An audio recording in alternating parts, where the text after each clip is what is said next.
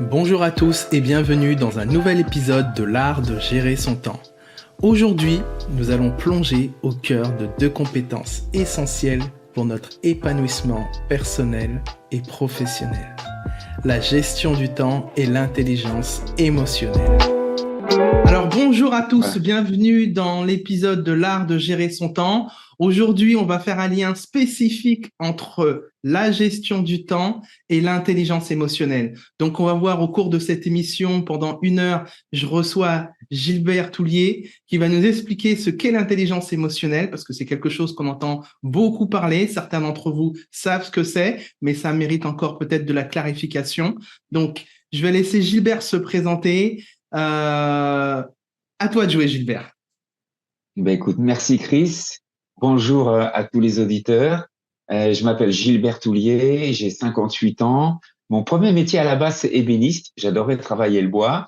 Et puis en 1992, j'ai eu un cancer, ce qui m'a obligé à remettre en question, je dirais, toute ma vie professionnelle, tout mon cursus professionnel. C'est comme ça que j'ai découvert les émotions, le monde de l'intelligence émotionnelle, et que j'en ai fait un métier qui me permet aujourd'hui d'être expert en intelligence émotionnelle. En dehors de ça, j'habite dans le Perche, en Normandie, entre Chartres et Le Mans, pour ceux qui connaissent. Et l'objectif d'aujourd'hui, en fait, c'est professionnellement de développer un réseau d'experts en intelligence émotionnelle dans le monde entier. On a ouvert la Belgique fin 2023, on vient d'ouvrir le Canada, et on continue comme ça à développer en fait ce réseau dans le monde entier. Bravo les Français qui vont dans les pays anglo-saxons. Chapeau bas. Merci. Alors, peut-être que tu peux nous expliquer, donner plus de matière, plus de détails. Alors, aujourd'hui, ta fonction, c'est quoi? T'es coach, j'ai entendu que tu étais aussi conférencier, tu as ouvert des écoles, mais comment tu accompagnes tes clients ou tes participants, comment les nommer? Alors, je suis en fait, mon étiquette, c'est expert en intelligence émotionnelle et en gestion des émotions. Euh, J'accompagne, alors on fait des conférences, je fais des séminaires, je suis aussi auteur, j'ai écrit 2 livres, dont un sur l'intelligence émotionnelle. Je suis aussi conférencier, donc, et mon métier, c'est d'accompagner aussi bien du particulier que de l'entreprise. Parce que bien D'accord. évidemment, le monde des émotions, euh, on est tous régis par nos émotions, qu'on soit particulier ou chef d'entreprise, mais derrière un chef d'entreprise, il y a un homme, il y a un être humain, et bien évidemment, il y a des émotions. Donc, on n'est pas, je dirais, limité à une cible. On peut aujourd'hui accompagner tout le monde. On a des produits bien spécifiques, mais ça, peut-être qu'on y reviendra un petit peu plus tard, comme la maîtrise en intelligence émotionnelle et d'autres produits comme ça, qui fait qu'on peut former en groupe, en individuel, en visio, en présentiel. Bref, on a une large palette pour accompagner nos clients. On appelle ça des clients en termes de gestion des émotions. Ok. Comment t'es tombé si je peux employer ce terme, dans, dans le développement personnel? T'es ébéniste, c'est pas commun? Non, c'est pas commun, c'est sûr. En fait, ce qui s'est passé, c'était que j'ai eu donc, on m'a diagnostiqué une tumeur cancéreuse en 1992. J'avais 27 ans, mais en même temps qu'on me diagnostique une tumeur cancéreuse, on m'informe que je vais être papa dans 6 mois. Donc, j'avais tout intérêt à me battre si je voulais voir mon fils, parce que dans ces années 90, c'était pas toujours évident de pouvoir se sortir d'un cancer. Et donc, je me suis battu. Un jour, un ami m'a dit, mais tiens, Gilbert, que je suis resté 3 années allongé dans un canapé sans marcher. Il m'a dit, bah, écoute, puisque tu t'ennuies un petit peu, tu pourrais peut-être lire quelques livres de développement personnel. C'est comme ça que j'ai découvert le développement personnel. Comme moi, je suis excusez-moi le terme, un gros bosseur et un perfectionniste. J'aime bien comprendre les choses, mais dans les plus grandes profondeurs, eh bien, j'ai été creusé, j'ai été pioché. Donc, j'ai lu, je me suis formé, j'ai assisté à des séminaires. Et c'est comme ça que j'ai compris, en fait, la relation entre les émotions et la santé. Et bien évidemment, pour moi, c'était le plus important à ce moment-là, puisque c'était enfin la solution pour me soigner de mon cancer et surtout donc ne pas rechuter derrière. C'est comme ça qu'en fait qu'est venu derrière en fait un affreux drame qui a été l'annonce du cancer. Il y a eu en fait un levier extraordinaire et un virage à 180 degrés professionnellement dans le monde des émotions et de l'intelligence émotionnelle. Ça a été un mal pour un bien, comme on dit. Exactement, Chris. Ok, Exactement. très bien. Alors, est-ce qu'on peut expliquer ce que c'est l'intelligence émotionnelle? Qu'est-ce qu'on y Bien met sûr, bien dans sûr. ce mot? On y met, il y a tellement de composantes. Qu'est-ce que ça t'a apporté déjà à toi parce que je pense qu'il y a des gens peut-être qui vont nous écouter, qui sont dans une situation que tu as pu vivre, et même autres. Mais qu'est-ce que ça t'a apporté dans ce que tu as vécu? Alors déjà, à titre personnel, et puis tu pourras revenir un petit peu plus loin peut-être sur un autre sujet, mais à titre personnel, il faut savoir que moi, je suis né HPE. Alors, je suis né hyper timide, hyper sensible, avec aucun manque de confiance, enfin, avec un total manque de confiance en moi, mais HPE. Et bien évidemment, il y a quelques années, on parlait pas de ça. HPE, je me rappelle, ça veut dire, pour nos auditeurs, haut potentiel émotionnel. Et en fait, si tu veux, quand tu vis avec ça sans savoir que tu as ça, c'est un petit peu compliqué parce que tu es nourri d'une très forte intelligence intuitive, donc tu reçois beaucoup d'informations, ce que certains appellent aujourd'hui le TDA, trouble de l'attention. En fait, on reçoit beaucoup d'informations et beaucoup d'intuition. Et tu ressens aussi des choses comme une présence autre. C'est pas évident à expliquer tout ça, mais c'est plus un handicap qu'un levier et qu'une puissance. Alors que quand tu commences à comprendre que haut potentiel émotionnel, c'est une forme d'intelligence qui est tout à fait compatible avec le HPI, haut potentiel intellectuel, qui te permet en fait d'être alimenté de nombreuses informations, comme donc l'intuition, mais l'anticipation, la création, l'activité, la réactivité, euh, l'invention, l'ingéniosité. En fait, ça t'amène une multitude de canaux d'informations. Et si tu sais bien gérer en fait cette forme d'intelligence, eh bien, tu vas avoir, par exemple, professionnellement, 3 à 4 coups d'avance sur toute la concurrence. Ce qui Mhm. m'arrive aujourd'hui avec mon réseau. Aujourd'hui, je D'accord. suis le seul aujourd'hui à développer ce réseau d'experts dans le monde.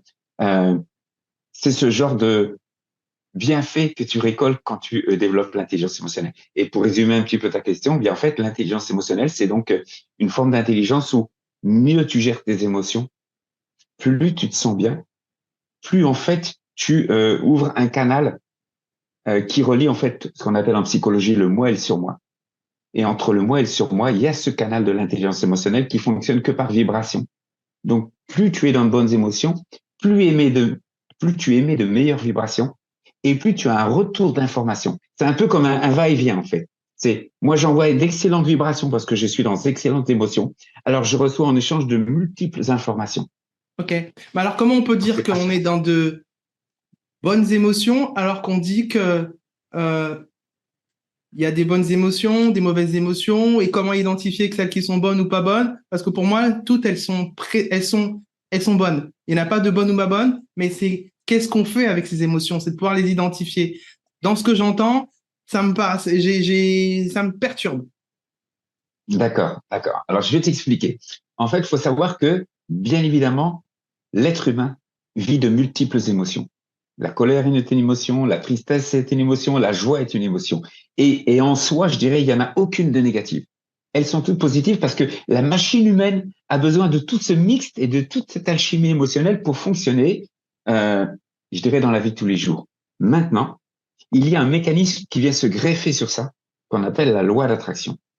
Et la problématique, c'est que quand, par exemple, tu es dans la tristesse, et par exemple, tu peux pleurer parce que tu apprends une mauvaise nouvelle, le décès d'un ami ou autre, tu peux pleurer pendant 30 minutes et il n'y a aucun problème avec ça. Le souci qu'il y a, c'est que cette émotion de tristesse, si tu la cultives dans le temps, alors avec le truchement de la loi d'attraction, va s'amplifier. Et au lieu d'avoir simplement un sentiment, une émotion de tristesse pour une cause, tu vas en fait avoir de multiples causes qui vont venir se greffer et qui vont augmenter ce sentiment de tristesse. Ok. Eh ben, Et dans ce cas-là, l'émotion devient négative. Là, dans ce cas-là, elle devient d'accord. négative. Alors qu'à la base, elle n'y est pas. D'accord. Ok, ok. T'auras, un peu plus tard, tu auras peut-être des exemples à nous donner si tu Hum, veux, aussi bien dans tes expériences d'accompagnant ou de toi-même si tu veux bien. Vas-y. Quelles sont les composantes justement de l'intelligence émotionnelle? Alors, qu'est-ce que tu veux dire par composante? Les différents critères, parce que c'est quelque chose qui est assez vaste encore, même si tu nous l'as expliqué Oui. là. Hum, Il y a plein de critères, plein de composantes autour de l'intelligence émotionnelle.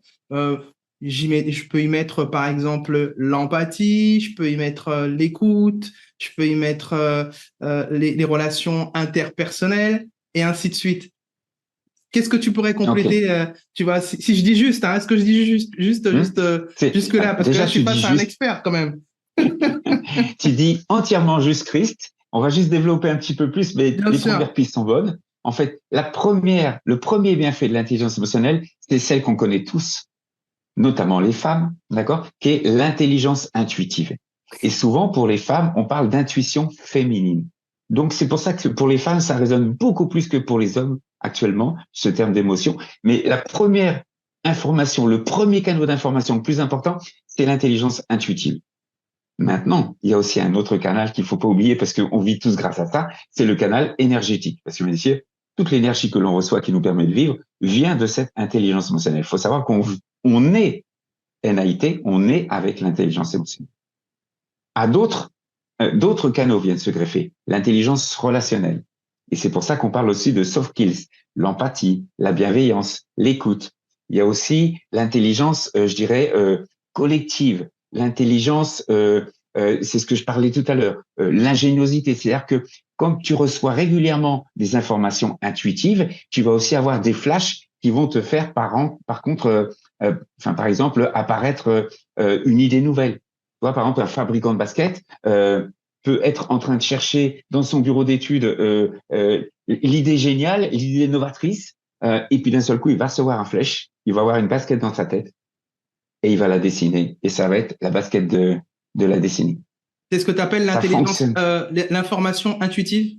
Oui, l'information intuitive. D'accord. Je donne un autre exemple. Un jour, j'ai un neveu qui me dit, tonton, je comprends pas, je devais dessiner la bûche de Noël, il est pâtissier, grand pâtissier à Paris, et je devais dessiner la bûche de Noël et je n'y arrivais pas. Et puis il me dit, tonton, je comprends pas, je me suis arrêté à un feu rouge et d'un seul coup, dans ma tête, est venu le dessin de la bûche de Noël. C'est celle-ci qu'il a créée, il a eu du succès avec. Bon, en fait, c'est ça. Ça, c'est encore un canal d'information supplémentaire que l'intelligence émotionnelle permet d'accéder. D'accord. Alors, est-ce que tu veux dire, je remonte sur ce que j'ai entendu un peu plus haut, les femmes sont plus intuitives que les hommes? Alors, pas forcément, mais c'est vrai que chez la femme, c'est souvent plus, je dirais, plus sous-jacent, plus proche d'un fonctionnement naturel, parce que, bien sûr, l'intelligence émotionnelle, il y a un lien important avec l'amour et la gratitude, qui sont les deux émotions les plus puissantes. Et bien évidemment, une maman avec ses enfants, quand elle met au monde ses enfants, il y a un lien tout particulier entre la mère et l'enfant. Et ce qui fait que souvent, les femmes gardent un lien plus important en termes d'intelligence émotionnelle. Moi, par exemple, aujourd'hui, j'ai 90% de mes clients sont des clientes. Parce que dès qu'elles voient le mot intelligence émotionnelle, ça résonne en elles. Mmh. Et c'est normal parce qu'elles s'en servent inconsciemment tous les jours avec leur intuition féminine. Mmh. Et souvent, quand on échange avec une dame, eh bien, elle dit souvent, bah, écoute, je savais pas, j'ai eu une intuition, je peux pas te dire d'où ça vient, mais il fallait que je la suive. En fait, c'est ça. Ouais. Et c'est pour ça que ça résonne beaucoup plus chez les femmes. Ok. Petite parenthèse, quand même, messieurs, n'oubliez pas que vous l'avez, cette intuition, et qu'on dit toujours que là, chez un homme, il y a une part d'intuition féminine. Donc, c'est quelque chose que j'imagine qu'on peut aller cultiver également. Exactement. Okay. C'est pour ça qu'on fait des formations. Hein. C'est justement pour se réapproprier cette forme d'intelligence. Je suis un homme, hein, comme toi, hein, Chris. Hein, d'accord. Je me la suis réappropriée. Et plus tu l'utilises, plus elle se développe, plus elle devient puissante. C'est pour ça que mon site s'appelle Ma puissance intérieure. Ok. Ça doit être très puissant, je me dis, pour les artistes aussi. Ils s'en servent, alors des fois consciemment, mais notamment aussi inconsciemment, tout à fait. Ouais. C'est pour ça qu'on voit des gens qui écrivent des chansons et qui, à chaque fois, font un succès. Parce qu'ils sont nourris de cette forme d'intelligence. Et à une période de ma vie, j'ai fait un peu de musique et je me souviens que j'étais parfois dans des conditions qui étaient vraiment dans des conditions de créativité. Et ces conditions de créativité me permettaient justement d'aller cultiver justement de la composition, de la création. Et sans ça, je pense que quand tu es sous pression ou sous stress, forcément, t'es pas prolifique. Donc ça me parle. En fait, tu coupes le canal vibratoire et tu coupes donc, dans le coup, le retour d'information. Et donc, tu es automatiquement moins créatif. C'est valable pour un auteur, pour un chanteur, un musicien, un ingénieur. C'est valable pour tout le monde. Ouais, ok. Et quel lien... Alors, peut-être qu'il y a des choses à rajouter. Est-ce que tu as terminé sur les différentes phases, différents critères qu'on peut trouver dans l'intelligence émotionnelle?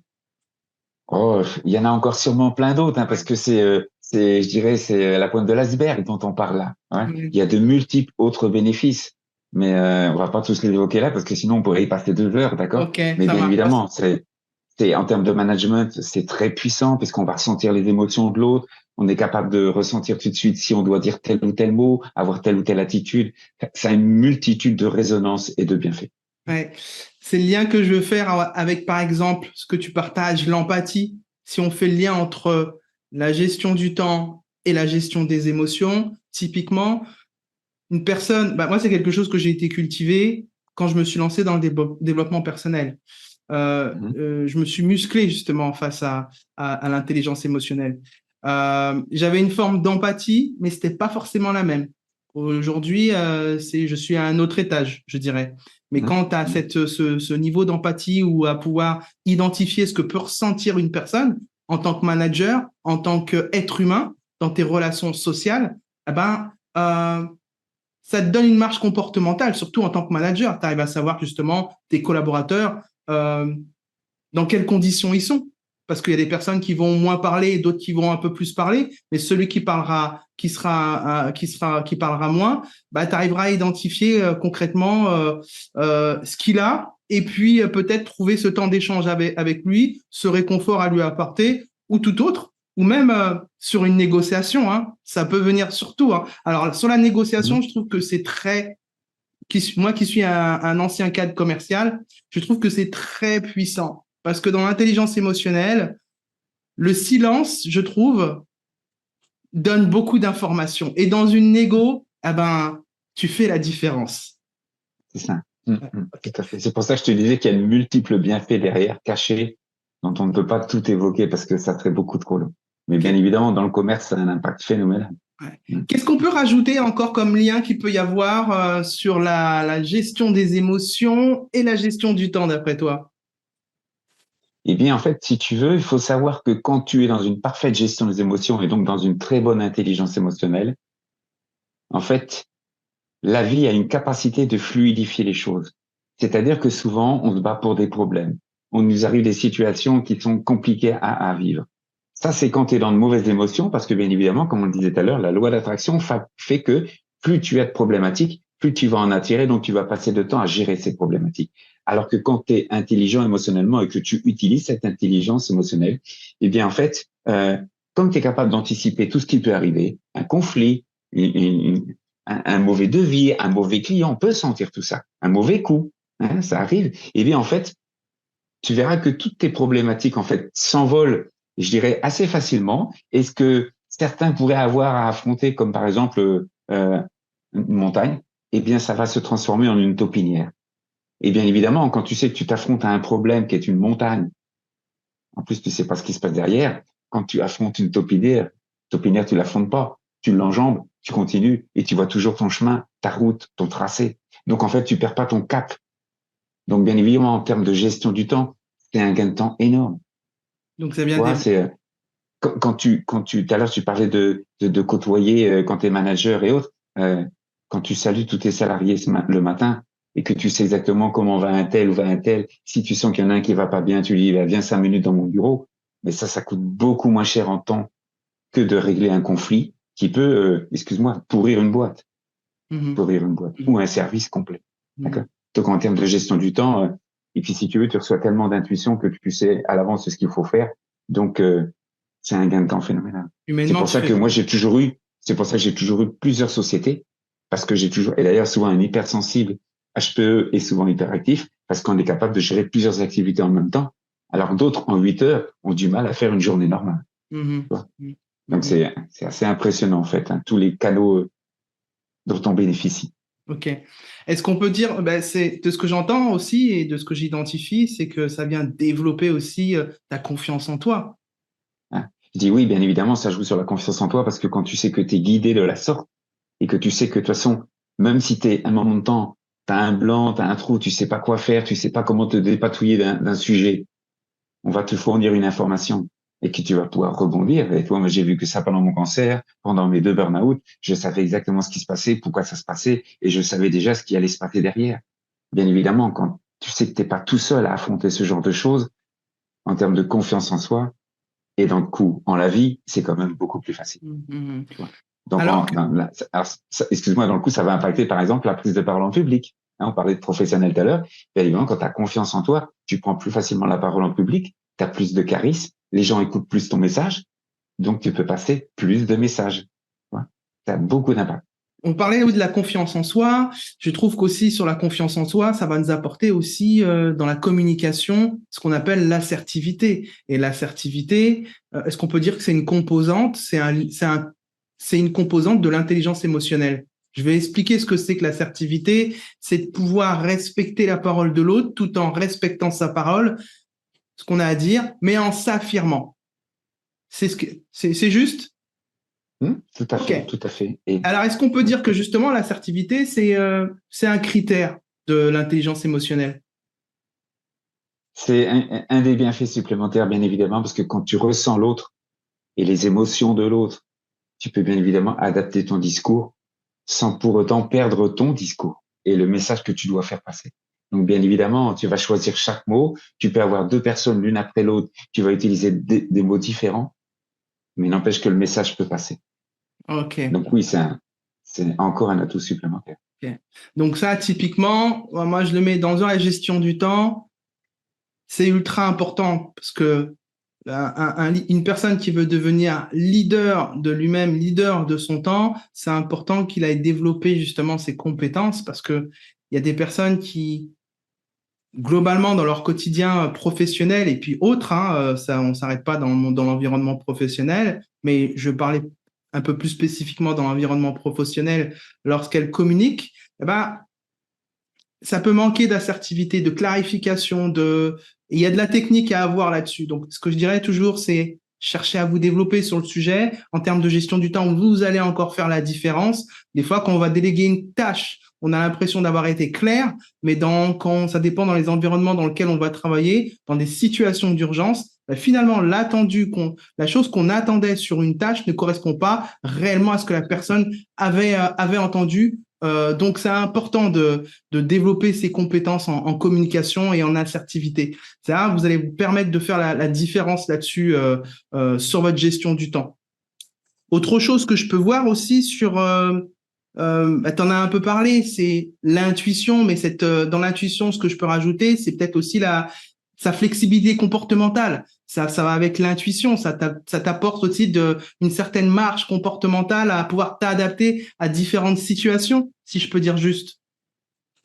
C'est ça, c'est ça. Tu t'adaptes constamment. Toi, quand j'avais cette activité de fabrication d'agencement d'appartements parisiens et de meubles ou autres à la base, entre les plans de fabrication que je mettais en place et la fabrication qui se faisait, bien évidemment, j'avais des fois changé 2, 3, 4 fois de méthode parce qu'en fait, au fur et à mesure qu'on fabriquait, me venait une idée pour gagner du temps, puisque moi, en fait, dans mes paramètres, c'était toujours arriver à livrer le client le plus tôt possible et le plus rapidement possible. Et donc, en fait, tu parlais de musculation tout à l'heure, c'est vraiment ça, c'est un muscle que tu travailles. Plus tu travailles ce muscle, plus il t'amène régulièrement des astuces, des solutions. Et donc, on gagnait un temps fou en termes de fabrication, parce que bien évidemment, on avait toujours une idée qui fait que, hop, on réagissait tout de suite et on gagnait beaucoup de temps. Ok. Donc, dans Alors, la gestion de temps, là aussi, ça n'a pas. ouais. Alors, je trouve que ça reste encore, peut-être que c'est moi qui le perçois comme ça, mais peut-être qu'on peut partager des stratégies pour commencer à se familiariser avec ses émotions, parce que globalement, on les a tout au quotidien, nos émotions. Euh, je vois celui que j'étais quand j'étais adolescent par rapport à mes émotions, que ce mot, c'était quelque chose d'encore d'abstrait pour moi.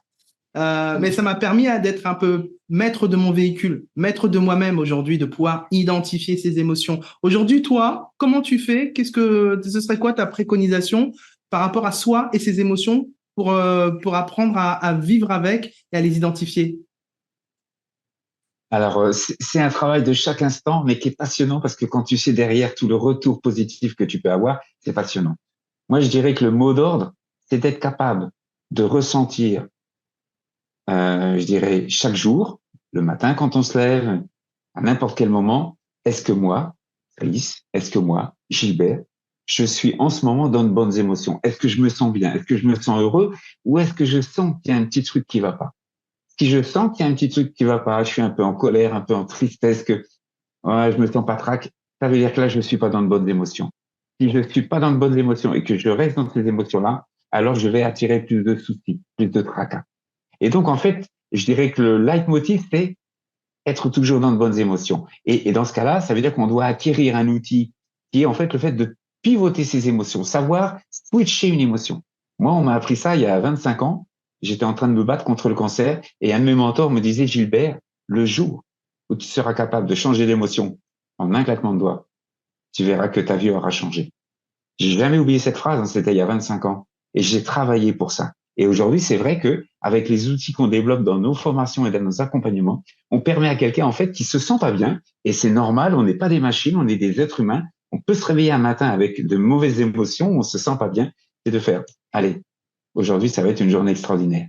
Et on a des outils pour ça qui permet en fait de basculer d'une émotion, je dirais, du tableau du bas, pour pas dire négative, du tableau du bas vers le tableau du haut. Ok, là, ce sont des émotions positives, dynamisantes, productrices de très bons résultats.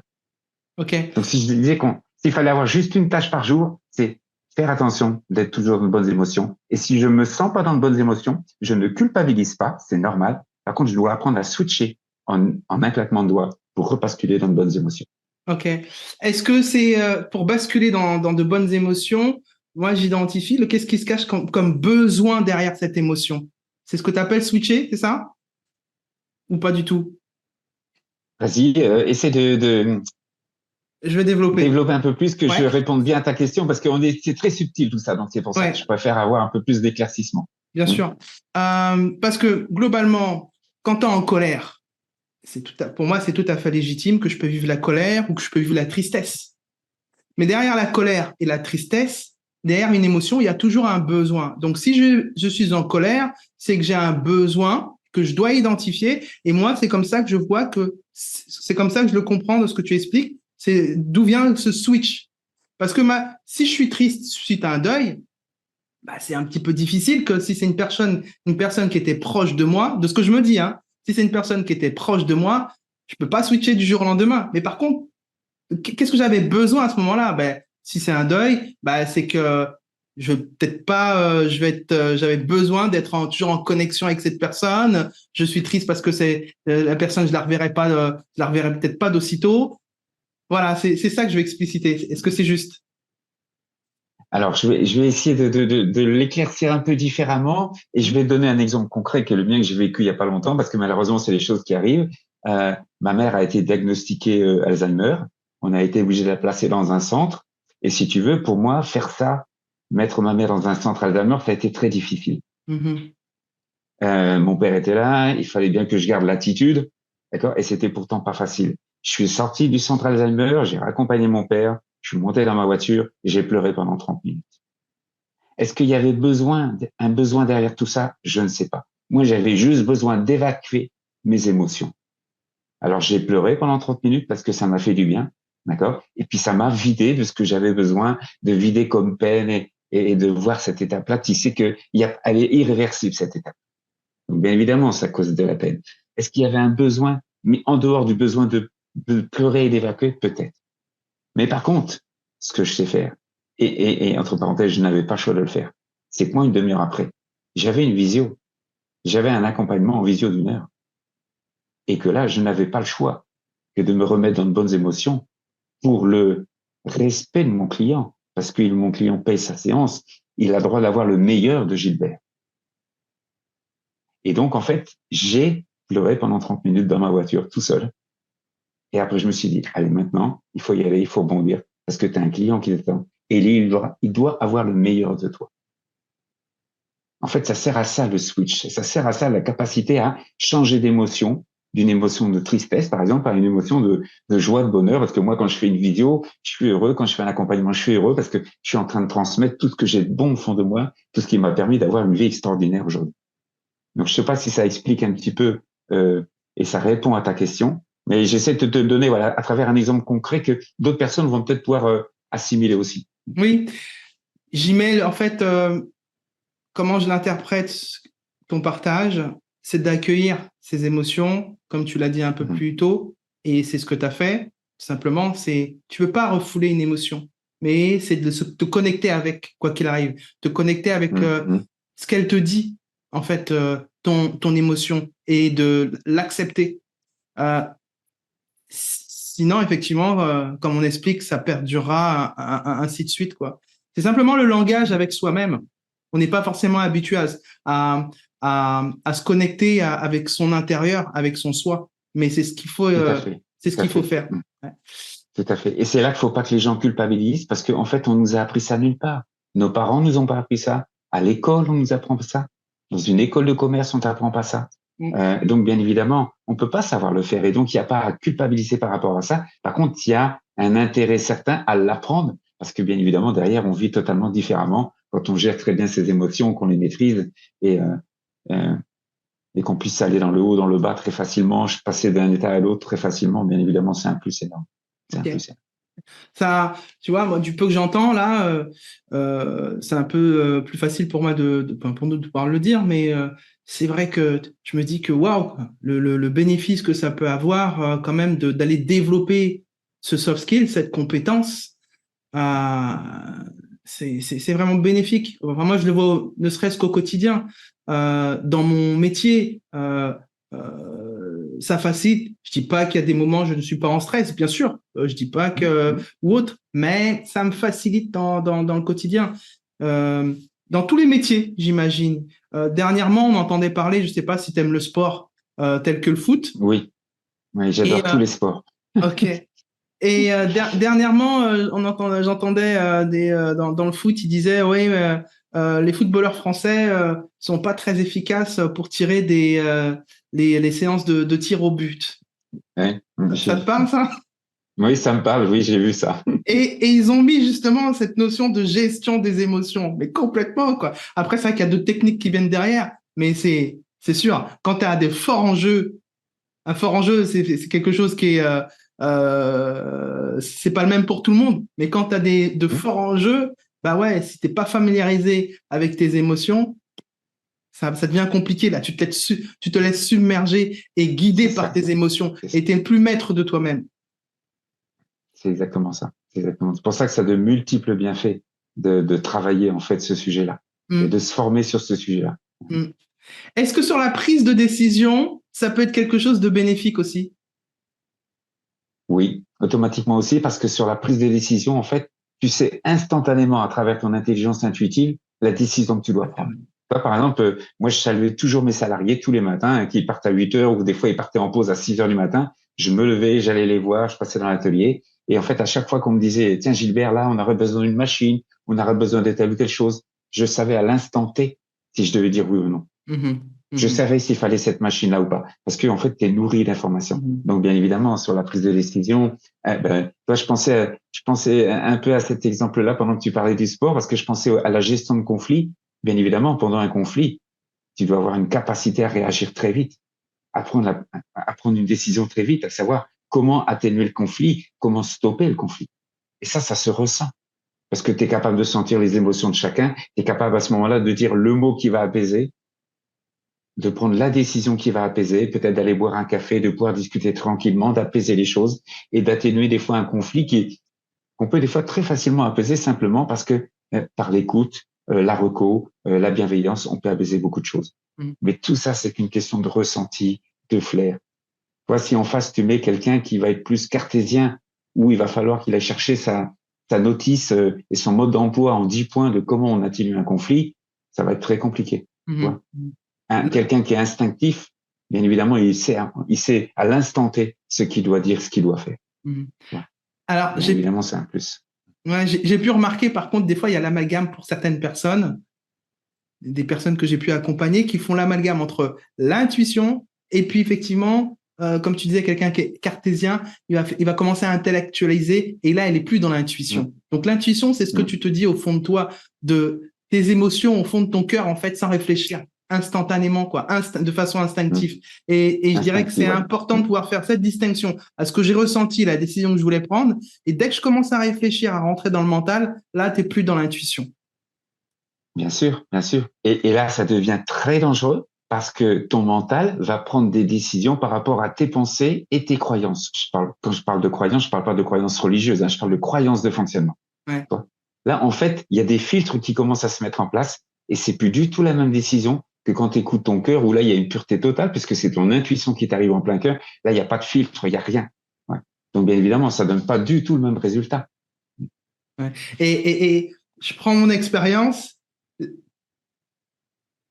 quand tu écoutes ton intuition, j'ai pas souvenir que je me sois trompé une fois. J'ai pas souvenir. Par contre, quand je l'ai pas écouté, je m'en suis mordu les doigts. Et oui, ça nous Mais arrive à tous au moins une fois de tester l'aventure et ah ça peut ouais, coûter très cher. ça m'a Ça coûté peut très coûter très cher. cher. Ça m'a coûté Ouais, ouais. très très cher. Mes proches savent.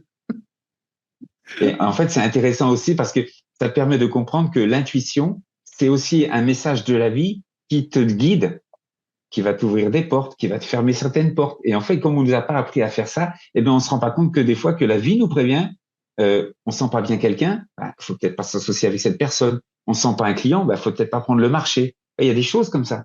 Et la vie, en fait, à travers nos intuitions, nous indique aussi si on doit ouvrir les portes, fermer les portes. Et c'est pour ça que je disais tout à l'heure, c'est très, très subtil et c'est très passionnant. Mais tu as raison. Il vaut mieux les suivre que pas les suivre parce que, en général, le résultat, il coûte cher. C'est très intéressant ce que tu viens de partager. Ça fait le lien avec, j'ai quelques entrepreneurs qui écoutent ce podcast. Et dans la vie d'un entrepreneur, parfois, on peut se laisser guider par ses peurs. Et quand tu te laisses guider par tes peurs, là, est-ce qu'on peut dire qu'on est dans l'intuition ou pas? Ah non, ah non, on Ok, n'est plus dans l'intuition. Là. voilà. Donc, écoutez-vous à l'intérieur de vous et ce que vous voulez. Ça veut dire que si vous voulez être guidé, si vous vous laissez guider par vos peurs, c'est que c'est pas la bonne décision. Mm. Ok. Tout à fait, tout à fait. Et ça, c'est un cap très difficile à passer dans le développement personnel. Ça peut prendre beaucoup de temps. Là aussi, il faut pas culpabiliser parce que arriver à dépasser toutes ces peurs, il y a des outils aussi pour ça, il y a des clés pour ça. C'est vraiment un cap très, très compliqué. Tout à fait. Mais par contre, quand tu arrives à dépasser toutes tes peurs et que tu as compris certaines choses de la vie, bien évidemment, c'est un tapis rouge qui se déroule devant toi. Donc ça change tout. Ça change tout. C'est une légèreté dans son quotidien, quoi. C'est ça, c'est ça. Alors, je repense à ce que tu m'as partagé, ce que tu nous as partagé en début d'émission. Euh, Mhm. à l'époque, c'était vu comme un handicap de pouvoir avoir cette compétence que tu avais, en fait. Aujourd'hui, c'est beaucoup plus... et puis, donc, ça veut dire comme c'est vu comme un... Enfin, si je dis juste, hein, dans les années Vas-y, 90, vas-y, avant. dis-moi. Et, Mhm. et alors que vu que c'est vu comme un handicap, tu as du mal à l'accepter, d'avoir cette Mhm. compétence. Mhm. Mhm. Et au contraire, tu dois même te dire, ben non, est-ce que tu te disais que je la refoule ou est-ce que tu te disais quoi en fait quand tu étais il y a 15, 20 ans ou 30 ans? En fait, moi, j'essayais surtout de comprendre ce qui se passait en moi parce que Hmm. je trouvais ça bizarre, si tu veux. Moi, je ressentais beaucoup de choses comme si j'avais une présence au-dessus de moi qui m'envoyait des messages. Je ne savais pas si c'était mon grand-père qui m'envoyait des messages, un de mes chiens, je ne savais pas. Mais je ressentais une présence et comme en fait, ce canal vibratoire qu'on ne voit pas, mais qui existe. Et en fait, moi, je ressentais ça. Je savais pas quoi faire de tout ça. Ce que je remarquais, par contre, c'est que dès que je touchais quelque chose, ça se transformait en monnaie sonnante et trébuchante. Que Mhm. j'arrivais à faire des choses en peu de temps, alors que d'autres n'y arrivaient pas. Tu vois. Et ça me perturbait, par contre. Ça m'a perturbé longtemps. Et aujourd'hui, les gens qui viennent me voir pour un test HPE ou choses comme ça, souvent, ce sont des symptômes qu'ils ont où ils vivent des choses, ils osent plus en parler parce que quand ils en parlent, ils se font juger violemment, critiquer violemment, et bien évidemment, ils se referment dans leur coquille. Ils perdent complètement l'identité, qui ils sont et autres. Et là, dans ce cas-là, ça devient très compliqué parce qu'on prend ça pour un handicap. Alors Mhm. que quand on a compris ce que c'est, comment ça fonctionne, que c'est une autre forme d'intelligence émotionnelle, c'est tout, tout simplement. Comme l'intelligence intellectuelle, c'est une autre forme d'intelligence. Et bien, en fait, quand on comprend ça et qu'on connaît les enjeux de comment tout ça fonctionne là-haut, eh bien, on peut tout simplement, je dirais, OK, alors ça fonctionne comme ça, donc voilà comment je dois faire quand je reçois ces messages-là ou autres. Et dans ce cas-là, on vit très, très bien avec parce que l'intelligence émotionnelle booste l'intelligence intellectuelle. Mhm. Donc, ça veut dire tout ça, ça fait un mélange qui est encore plus puissant. Mhm. Donc, tu réfléchis plus vite, tu vas plus vite. Enfin, c'est impressionnant. C'est Mhm. impressionnant. Voilà. Le lien que je veux faire avec la gestion du temps, sur ce que tu viens de partager, c'est globalement dans ton quotidien, tu es traversé, comme tu le disais, souvent par des émotions. Et surtout ça dépend de ta façon de fonctionner au quotidien par rapport à ton travail, mais tellement que tu es connecté avec toi-même et tes émotions, ben, ça te permet de savoir justement ben, dans quelle situation, dans quelle énergie que tu es pour produire. Est-ce que finalement, tu es peut-être en basse énergie? Est-ce que tu es fatigué? Est-ce que tu es sous stress? Et pour quelles raisons tu procrastines? Tu t'écoutes tellement, t'as une oreille interne que justement, bah, tu arrives à être beaucoup plus prolifique parce que tu vas te dire peut-être que si j'ai pas la ressource en moi pour pouvoir le faire, j'ai peut-être des personnes qui peuvent m'aider à le réaliser. Si je suis manager, si je suis dirigeant, si je suis dirigeant, peut-être qu'en solopreneur, je vais certainement déléguer. Moi, il y a des tâches que je vois, en fait, elles sont énergivores pour moi. Et tellement qu'elles sont énergivores, ça peut me mettre sous stress. Et je me dis, non, faut pas que je le gère. Parce que là, ça va me permettre de prioriser. Et que tu vois, le fait de pouvoir les déléguer, moins de stress, priorité. Parce que c'est difficile. C'est difficile pour globalement, je me rends compte, pour les gens de pouvoir prioriser. Il y a des gens qui arrivent, mais de façon macro. Mais quand tu as des journées très complètes, eh ben là, tu dois micro. C'est du micro. Tu essors de chez essor pour pouvoir prioriser. Et là, tu es dans la priorisation. Ben justement, c'est d'accepter justement ce qui se passe à l'intérieur de toi. Est-ce que tu as la tâche que tu réalises, déjà pour quelle raison tu la réalises et qu'est-ce que ça t'apporte de la faire? Est-ce que ça t'apporte, ça te donne de l'énergie ou ça t'en retire? Si tu la retires, ben quelle stratégie que tu as pour pouvoir le faire? Est-ce que je délègue? Est-ce que je fais appel à un prestataire? Si j'ai pas le choix, peut-être que je peux découper. Moi, j'aime pas l'administratif, par exemple. Bon, il y a des choses que je fais, je fais de l'administratif, mais par contre, s'il y a des choses qui sont très énergivores, bah, je vais les découper en plus petits morceaux pour que ça puisse passer, comme on dit, crème. C'est ça, c'est ça. Chacun sa stratégie.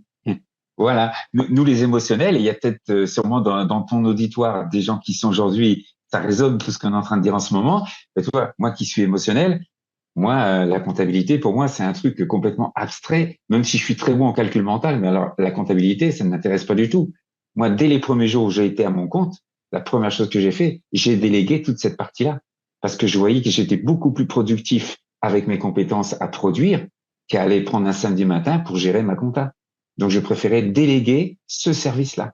Magnifique. Par contre, un comptable va être peut-être plus doué pour avoir la partie administrative et donner à quelqu'un d'autre la partie management ou autre, parce qu'en fait, on a chacun nos compétences plus ou moins fortes, et c'est ça qu'il faut accepter de reconnaître en soi et de se dire, bah, là, je suis bon, tant mieux j'y vais. Là, je suis pas bon, ben, je délègue. Hein. Une bonne personne dotée d'une bonne intelligence émotionnelle doit savoir quand il ne sait pas s'entourer des bonnes personnes. Exactement. C'est un peu l'histoire d'Henry Ford. Hein. C'est un peu l'histoire d'Henry Ford. C'est magnifique parce que tu vois, ta prise de décision, tu gagnes beaucoup de temps, quoi. Tu gagnes énormément de temps, quoi. Tu vas peut-être pas là à t'agiverser. Tu vas t'agiverser à trouver ta stratégie, mais ça va pas durer 10 ans, quoi. Tu sais ou tu sais pas. Tester. Moi, je dis aux personnes qui nous écoutent, tester, expérimenter. On peut pas savoir tout faire et on peut pas tout faire. Et justement, si tu veux être prolifique, eh ben, faut savoir s'entourer, comme tu dis. C'est ça. Okay. Est-ce que tu as des partages d'expériences à nous faire justement sur des personnes que tu as accompagnées, qui étaient qui étaient connectées ou pas trop connectées avec leurs émotions? Est-ce que tu leur as apporté? Alors oui, bien évidemment, dans tous les accompagnements, il existe ce genre de choses. Alors je vais vous donner un des derniers exemples. Je sais pas si ça peut parler à l'auditoire, mais c'est une cliente à moi qui n'allait pas bien du tout parce qu'elle était dans de mauvaises émotions à cause du professionnel. Elle voulait même mettre fin à ses jours quand je l'ai rencontrée la première fois, quand elle m'a appelé la première fois. Et en fait, j'ai discuté une petite heure avec elle. J'ai essayé de comprendre le mécanisme, de lui donner déjà 2-3 petites clés pour qu'elle puisse aller mieux, puisque elle m'a appelé le mardi et on s'est vu le samedi matin. Et en fait, elle a mis en pratique ces clés-là. Et dès le lendemain matin, comme par hasard, mais il n'y a aucun hasard dans la vie, elle recevait en fait un appel téléphonique d'un ancien de ses collègues qui était devenu dirigeant d'un très gros service et qui lui demandait de le rejoindre en tant que secrétaire de direction. Elle est partie dans ce poste-là et comme par hasard, mais il n'y a aucun hasard dans la vie, elle s'est épanouie dans ce poste-là et aujourd'hui, quand elle m'appelle, parce qu'en général, les séances maintenant, c'est une fois par mois, elle me dit toujours « Ah Gilbert, j'ai la patate. Gilbert, j'ai la patate. » Alors que la première fois que je l'ai eue au téléphone, elle voulait se suicider. Je vais te donner un autre exemple. C'était quelqu'un qui était commercial. C'était une femme qui était commerciale et elle avait du mal à développer son chiffre d'affaires. Donc, elle m'a appelé pour lui demander que je l'aide à lui booster son chiffre d'affaires. Enfin, à lui faire booster son chiffre d'affaires. Parce que c'est pas moi qui peux le faire, je peux lui donner que les clés. Et donc, je lui ai fait faire un travail, c'était un mardi soir, si je me souviens bien. Je lui donne un travail, on avait une séance de 19h à 20h. Je lui donne un travail à faire, mais sans lui dire tous les tenants et les aboutissants.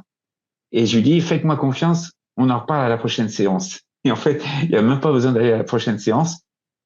Elle m'a envoyé un SMS le lendemain matin à 7h, c'était le mercredi matin à 7h, me disant, Gilbert, j'ai des ouvertures de compte et j'ai des commandes qui sont passées cette nuit. D'accord. Parce que ce qu'il faut comprendre, c'est que pour l'univers, il n'y a pas de limite de temps, il n'y a pas de tout ça. L'univers peut réagir très vite par rapport à une certaine émotion ou une certaine vibration qu'on va émettre. Et bien évidemment, si on veut développer du business, eh bien, il y a une façon de procéder pour que la façon dont tu vas vibrer va t'amener très rapidement du résultat. Alors, comment ça se traduit un peu plus concrètement? Parce que moi, je connais des gens avec qui je peux échanger, qui sont un peu, s'ils m'écoutent, ils vont se dire, mais c'est un peu ésotérique, tu vois. J'ai déjà entendu, j'ai un proche qui peut-être qu'il va se reconnaître. Un jour, on s'est connecté, on était au bord de la plage et on a partagé le moment présent qu'on ressentait, qu'on vivait. Et il va se reconnaître. Et il dit, bon, pour moi, c'est un peu ésotérique, mais je vais jouer le jeu. Mais justement, ces personnes qui sont dans ce type de profil, quel conseil que tu pourrais donner? Qu'est-ce que je pourrais dire? Je pourrais dire tout simplement, il suffit de taper physique quantique. C'est des choses qui existent depuis des millénaires, d'accord? Bien avant la science, bien avant plein de choses. Et que toutes ces règles qui régissent l'univers, qui régissent l'être humain, comment fonctionne l'être humain, comment fonctionnent les émotions avec la santé et les résultats dans la vie de tous les jours, ça existe depuis des millénaires. La seule différence qu'il y a, c'est que avant, on ne transmettait pas. La personne qui avait ce savoir-là, elle se le gardait pour elle parce que bien évidemment, ça lui donnait une force phénoménale, euh, des postes et un rang phénoménal. Et donc, bien évidemment, on gardait ses secrets ça là pour soi parce que comme tant on était le meilleur, on avait la plus grosse place, la plus grosse entreprise, la plus grosse richesse. Allez, aujourd'hui, tout ça, ça a changé. Et donc, dans le coup, comme on n'arrive pas toujours à expliquer tout ça, parce qu'au début, ça peut paraître irrationnel, mais quand on cumule tous les résultats, ça devient très rationnel. Mais bien évidemment, comme on ne sait pas dans quel domaine mettre ça, alors on va mettre ça dans un truc un peu spirituel, ésotérique, un peu étrange, voilà, et on laisse le flou là-dessus. Alors que, je dirais, on pourrait sortir des stats sur quelqu'un qui se fait coacher ou pas coacher. D'ailleurs, le plus bel exemple, je pense que c'est dans le sport. Hein. Tout à l'heure, tu parlais du sport. Quand tu prends nos trois mousquetaires qui sont Nadal, Federer et Djoko, ces gens-là se font coacher. Ces gens-là sont très forts intuitivement. Comme par hasard, c'est eux qui écrasent le monde du tennis depuis 10, 15, 20 ans. Pourtant, ce sont des êtres humains avec un cerveau, une bouche, deux yeux, deux bras, deux jambes. Ils écrasent le monde du tennis. Pourquoi? Tu prends aujourd'hui en biathlon, comment il s'appelle, Beu, Johannes Beu, il écrase tout le monde, comme maintenant un montant Martin Fourcade. Pourquoi? Est-ce que du jour au lendemain, non, ils travaillent sur eux, et avec certaines clés et certains outils dont on parlait tout à l'heure, hein, sur la gestion du stress, au moment de tirer un penalty ou autre, et bien, au moment de tirer à la carabine en biathlon, ça a un impact totalement différent. Et ça n'a rien d'ésotérique. On pourrait presque dire même que c'est scientifique, puisque bien évidemment, si tu es bien en toi, tu fonctionnes différemment, t'es pas stressé, t'es relâché, bien évidemment, tes muscles ne fonctionnent pas pareil. Et en fait, ce qui fait la différence, c'est toutes les informations qu'ils reçoivent, comment ils sont fournis. Quand vous entendez parler ces joueurs-là, ils vous disent bien, ils sont capables en fait d'anticiper la trajectoire de la balle, de la ressentir, de savoir exactement déjà quel coup ils doivent mettre. Donc bien évidemment, ils sont en avance sur le partenaire, ce qui fait pour ça que on voit toujours l'autre en face qui court, il prend 6-0, 6-0, 6-0, parce que ils ont une capacité comme ça, une intelligence qui fait toute la différence. Et ça s'acquiert. C'est inné pour certains, mais pour certains, il faut la réacquérir. Donc ça se travaille pour l'amener vraiment sur des performances très très puissantes. On a un autre footballeur français, il en parle aussi, bien évidemment. Il a un instinct de jeu qui est phénoménal. Hein. On voit devant un but, hein, combien de gens sont capables de faire ce qu'il fait. Et tout ça, ça se travaille. Et en fait, ce qu'il faut comprendre, si les auditeurs nous écoutent, c'est que quel que soit votre domaine aujourd'hui, on a tous dans notre domaine cette capacité de travailler ça pour performer, pour se transcender, mais pas pour écraser l'autre, parce que dans ce cas-là, ça n'aura aucun enjeu positif. Pour se faire plaisir, pour prendre du plaisir à jouer, à travailler, à manager, à développer des entreprises. En fait, c'est ça qui est passionnant. C'est d'avoir cet amour de ce qu'on fait. Même dans sa relation. L'argent n'est qu'une conséquence, tout ça, c'est pas ça le plus important. C'est important dans la vie, mais c'est pas ça le plus important. C'est pas pour ça qu'il faut le faire. Il faut le faire pour le plaisir de vivre, le plaisir de travailler, le plaisir de réussir, le plaisir d'atteindre des objectifs, de réaliser des rêves. C'est pour ça qu'il faut faire ça. Et on voit bien que ces gens-là prennent du plaisir sur le terrain. Mm. Ouais. Même Ça, dans c'est sa, passionnant. même dans sa relation avec les enfants, je dirais que ça vient aussi. Mais je trouve que les enfants l'ont. Et après, je ne vais pas m'aventurer trop là-dedans, mais je trouve que les enfants l'ont. Et parfois, je pense peut-être ça peut être éteint ou diminué. Mais je trouve que de naissance, les enfants ont une intuition, une émotion, une sensibilité, et que parfois, parce que l'adulte, il va pas comprendre, dire mais pourquoi tu pleures ou tais-toi, alors qu'il y a toujours quelque chose derrière, quoi. Bah, Mm. moi, le premier, en tant que parent, quand j'étais pas dans le développement personnel, j'ai pu faire des erreurs, mais forcément, l'enfant, il a un message de ce de ce qu'il veut, de ce qu'il exprime avec ce qu'il peut exprimer et ce qu'il veut exprimer, quoi. Et je reviens sur ce que tu partages. Ce que je peux dire, c'est les personnes qui n'ont pas forcément l'intuition ou que ce n'est pas inné chez eux, bah, il y a des outils, effectivement. Moi, je pense aussi à la programmation neurolinguistique, c'est ces ancrages qui te permettent de te mettre de l'hypnose, l'hypnose qui te permettent de te mettre dans ces états-là, quoi. Faut pas se dire que, ouais, mais comment ça se développe? Ben oui, mais c'est des personnes qui sont là pour vous accompagner, justement, il y a différentes stratégies. Je pense aussi à la méditation. La méditation peut t'aider aussi à te reconnecter à toi, justement, à ce que tu ressens à l'intérieur de toi, à te recentrer et puis t'apporter une certaine sérénité et pour accomplir ce que tu as à accomplir au quotidien, quoi, dans toutes tes activités. Mais globalement, je trouve que moi, ce que ça m'a renvoyé, ce que ça m'a produit, ce que je dirais, c'est automatique, dans le sens où automatiquement j'ai été dans l'empathie, automatiquement j'ai été dans l'écoute. Je trouve que c'est en cascade que ça vient te développer. Après, Mm. le développement personnel, comme j'ai un ami qui me dit ça, c'est comme un jardin. Si tu l'entretiens pas, les mauvaises herbes, elles poussent. Donc, c'est des choses qu'il faut Mm. cultiver, C'est ça. développer, C'est ça. développer. C'est pas inné, hein, de Mm. toute façon.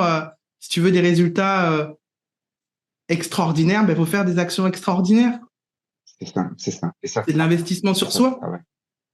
Tout à fait, tout à fait. Et Mais un c'est investissement qui va te permettre à un moment de t'auto-coacher et de pouvoir aller dans, je dirais, la plupart des domaines. Tu vas pouvoir créer ton entreprise. Comme par hasard, ça va bien fonctionner. Tu vas pouvoir avoir une autre activité, du jardin, ça va bien fonctionner. Tu vas faire un sport, ben ça va bien fonctionner aussi. Ça a de multiples retombées, de multiples retombées. Et bien évidemment que ça se travaille. On parlait de muscles tout à l'heure, c'est tout à fait ça. C'est ouais, tout à fait ça. d'énormes bénéfices, même déjà en termes d'écoute. Parce que sur l'écoute, ça t'apporte une telle présence auprès des personnes qui sont autour de toi. Et puis, dans l'assertivité, de toute façon, je ferai un post sur le sujet, ça te muscle tellement que c'est vrai que c'est un réel, un gros outil qui va développer ton leadership, l'intelligence émotionnelle. Et en plus de ça, ça va te permettre d'avoir une meilleure gestion de ton organisation. Je répète, que ce soit autour de la prise de décision, de prioriser, d'être beaucoup plus efficace, de pouvoir s'écouter dans le sens, ben oui, est-ce que là, je suis disponible pour faire telle tâche ou pas, ou à quel moment je dois la faire, parce que je suis tellement connecté avec mes énergies et moi-même, j'arrive à me dire, ben non, ben là, je suis peut-être plus efficace en début d'après-midi ou en début de matinée. Tu fais la différence. Humainement, Hum, tu fais la hum, différence. hum. Je parle de mon expérience, mais globalement, les gens autour d'eux, et je le vois, ce matin, j'étais en coaching, c'est ce que je disais à mon client. Il me demandait, mais qu'est-ce que tu en penses, où j'en suis là? Moi, ce que je remarque, c'est que tu prends de la hauteur. Et il Hum. remarquait que sa communication avait besoin également d'être améliorée par rapport à son objectif. Hum. OK. Est-ce que tu as des ressources à nous partager justement pour améliorer notre intelligence émotionnelle, que ce soit vidéo, livre, ce que tu veux? Alors, des ressources, oui. Les livres, oui. Alors j'en ai un que j'ai écrit, bien évidemment. Mais tu Je peux peux nous en le parler. partager? Qui s'appelle, je l'ai pas là, mais ça s'appelle L'intelligence émotionnelle de A à Z. C'est un livre que j'ai publié en 2020. Il y a une première partie très technique où j'explique en fait comment on est avec l'intelligence émotionnelle, comment on peut la perdre, comment on peut la réacquérir. Et ensuite, il y a une deuxième partie où, à travers mes expériences de vie, que ce soit en amour, en argent, en business, comment en fait l'intelligence émotionnelle a fait toute la différence pour moi. Et comment ça se passait quand je l'avais pas complètement dompté et après quand je l'ai dompté. Donc c'est assez intéressant à comprendre parce que ça permet de décortiquer vraiment le concept et cette forme d'intelligence. Après, alors moi je m'inspire beaucoup de films hein, parce que ouais, par exemple quand on prend Rencontre avec Joe Black, quand on voit tous ces messages qui sont passés en termes de charisme pour William Parrish, qui est Anthony Hopkins dans le film, ou Brad Pitt. Il y a une multitude de messages sur pourquoi on vient sur cette terre, quelle est notre mission, comment garder l'attitude malgré une tempête. Il y a plein de choses comme ça qui sont très intéressantes. Moi, je sais que j'avais pas du tout de charisme. Je me suis nourri. En fait, Anthony Hopkins dans ce film-là a été mon mentor en termes de D'accord. charisme. Parce que même devant la mort, il ne vacillait pas. Ok. Il restait droit, il restait lui. Après, je me suis servi aussi du dernier samouraï, parce que dans le dernier samouraï, quand il est emprisonné dans le village des samouraïs, on parle beaucoup de sérénité, de sagesse. Quand il apprend à se battre, on lui dit nos pensées. Donc là, on est en plein dans le lâcher prise. Nos pensées, pas pensées ennemies, pas penser regard des autres. Pense simplement et visualise simplement qui tu es toi et comment tu peux te battre. Tout ça, en fait, il y a plein de messages qui peuvent être très intéressants.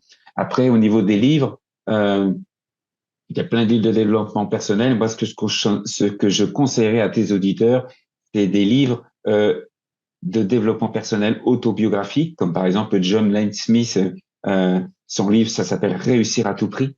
Alors, D'accord. le titre pourrait prêter à confusion, mais c'est Oui. pas réussir à tout prix. Je vais pas tuer peut-être père et mère pour réussir, mais il y a plein d'infos dedans, il y a plein d'indices. Il y a aussi le livre Il est en sur français. euh, Excuse-moi, je t'interromps, Gilbert. il est en français. D'accord. Ouais, il est en français. Il est en français. Il y a aussi Les 5 secrets de la réussite de Walt Disney. Hein. D'accord. Ce livre-là, il est très intéressant. Ça explique comment Walt Disney a été voir 302 banques avant d'avoir enfin un prêt pour son parc d'attractions. Mais qui aurait résisté à 301 non pour aller voir une 302e banque? Oui, là, il en faut hein, dans le Et cerveau. ça, tu D'accord. dirais que c'est de l'intelligence émotionnelle, ça, la persévérance? Bien sûr, parce qu'il faut pas lâcher, il faut pas lâcher. Et en fait, si tu veux, quand tu sais qu'au plus profond de toi, ce que tu fais, c'est bien, Oui. eh bien, il faut tenir, Et là, malgré les échecs, malgré la critique, malgré les noms que tu peux recevoir. Bah oui, c'est de la résilience, c'est de la persévérance. Bien sûr que ça en fait partie. c'est Ça c'est- t'aide en fait à la renforcer c'est de la confiance en soi. Enfin, on en parlait tout à l'heure, l'estime de soi, confiance en aussi, soi. Ouais, ok. Ok. aussi, Très bien. aussi. Ok. Autre chose? Peut-être que tu peux nous parler de justement, de tes écoles, de tes accompagnements. Comment on fait pour justement rentrer dans tes promos? C'est quand la prochaine? Alors là, les prochains, en fait, grands événements, ce sont des séminaires que je fais. Donc, un séminaire professionnel sur la gestion des émotions. Et en fait, j'en fais un, alors je prends les dates pour pas dire de bêtises, le 27 et 28 mai, là, c'est un séminaire en visio pour des gens qui D'accord. peuvent pas forcément se déplacer. Et ensuite, il y en a un autre le 11 et 12 juin. Par contre, lui, il est en présentiel, il est dans mes locaux ici en Normandie, dans le Perche, entre Chartres et Le Mans. Et en D'accord. fait, l'objectif de ces séminaires, c'est d'apprendre par des outils très simples et des savoir-faire très simples comment on peut analyser rapidement ses émotions et comment on est capable, en un claquement de doigts, de passer d'une émotion basse à une émotion haute, d'une émotion négative à une émotion positive. Et comment, à travers ce tableau des émotions, comme je l'appelle, eh bien, on peut très facilement manager et guider les gens à rester dans de bonnes émotions, parce que bien évidemment, c'est utile pour nous, mais ça peut être utile pour tous nos collaborateurs, que ce soit la secrétaire à l'atelier de production, dans un bureau d'études. Aider les gens à être dans de bonnes émotions va changer tout dans l'entreprise. Les relations, le rayonnement de l'entreprise. Hein, on parle souvent de la marque employeur, mais si les salariés sont heureux, c'est eux qui font la marque employeur. Si un service commercial est heureux, c'est lui qui fait la marque employeur. Si un service après-vente où ça se passe pas bien au téléphone, ça s'entend. Si ça se passe bien, ça s'entend aussi. C'est eux qui font la marque employeur. Donc, bien évidemment, ça a de multiples retombées. Et je parle pas, comme tout à l'heure, on disait, du business, du chiffre d'affaires qu'on peut avec des croissances à 2 chiffres, parce que c'est facile aujourd'hui de pouvoir développer 10% de croissance quand on développe l'intelligence émotionnelle au sein de ses équipes commerciales. Donc, il y a de multiples impacts. Et c'est pour ça que je fais ces séminaires-là, parce que en 2 jours, c'est 14 heures de formation, c'est 2 jours, mais on peut apprendre énormément sur ses propres émotions, mais aussi sur les émotions de nos collaborateurs. Ok. Et ça, on va éviter bien évidemment le turnover. Excuse-moi, on va éviter le turnover, les licenciements en cascade, enfin les absences pour souffrance au travail. Bref, on atténue beaucoup de choses, beaucoup de mots MAUX. On en entend beaucoup parler, enfin on en entend, c'est même pas entendre, c'est des choses qui sont beaucoup plus présentes dans le monde de l'entreprise, que ce soit de la formation ou de l'accompagnement des collaborateurs, parce que c'est des choses que tu dois certainement faire et que je fais également. Donc je trouve qu'il y a une évolution, c'est bien, c'est une bonne chose. Oui, il y a une prise de conscience, tout doucement, il y a une prise de conscience. Et où est-ce qu'on peut te trouver sur la toile? Alors, le plus simple, c'est de faire Gilbert Toulier sur LinkedIn, d'accord? Là, vous allez me trouver très facilement. Sinon, après, il faut aller sur mon site, mais il y a un lien sur mon profil LinkedIn, c'est plus facile. Ça s'appelle http://ma-puissance-intérieure.com. Là, c'est mon site et c'est là qu'on voit tous les produits, tous les services que l'on propose. Mais le plus simple, c'est d'aller sur LinkedIn et vous me demandez une connexion et voilà. D'accord. Je réponds, je suis assez réactif. Je mettrai tous les liens des ressources que tu as partagées dans la description de l'épisode. Merci. J'ai une dernière question à te poser. Qu'est-ce qui t'émeut le plus? On va parler du sport. Toutes les victoires m'émeuvent. Parce que je sais trop ce qu'un sportif, mais comme un chef d'entreprise, doit endurer pour gagner la médaille d'or, pour gagner la Coupe du Monde. Pour un chef d'entreprise, c'est de réussir son entreprise. Ça demande tellement d'efforts, tellement de sacrifices, tellement d'humilité pour évoluer, pour changer, pour se remettre en question à chaque instant. Toute victoire m'émeut. Toute. Je comprends. Okay. Est-ce que j'ai dit une dernière, mais finalement, il y en avait toujours une dernière encore. C'est pas grave. Est-ce que tu aurais une question à me poser avant qu'on se quitte? Une question à te poser avant qu'on se quitte. Pourquoi tu fais tout ça? Déjà parce que j'aime ce que je fais. Donc, c'est de la transmission et du partage. Et je nous vois et je me vois comme des colibris. Ça, c'est une chose. Et autre chose, c'est que je suis galvanisé par la gestion du temps et la productivité. Et que derrière la gestion du temps et de la productivité, il n'y a pas que des lois, en fait. Il n'y a pas que de la technique. Il y a plein d'autres critères qui sont liés avec. Et quand on ne sait pas, en fait, comment on peut améliorer son temps, et surtout aujourd'hui, on est dépassé, j'entends, beaucoup de gens ils se disent dépassés par leur temps, c'est de partager des stratégies et puis ouvrir les esprits. Voilà pour quelles raisons je fais ça et que c'est un sujet, moi, c'est un proche qui était dans le développement personnel et c'est le premier que j'ai entendu qui m'a partagé sa vision pas du développement du temps personnel, de la gestion du temps, et je me suis dit waouh. Et de là, je l'ai pris différemment, la gestion du temps. Je me suis dit waouh, et de là, c'est the sujet pour moi. D'accord. Ok, ouais, excellent.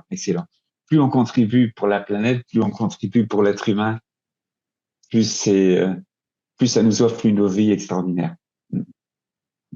Donc, félicitations. Et puis, merci pour ton invitation. C'est un grand plaisir. Je te remercie d'avoir été avec nous sur cet épisode de l'art de gérer son temps. Je partagerai l'ensemble de tes ressources.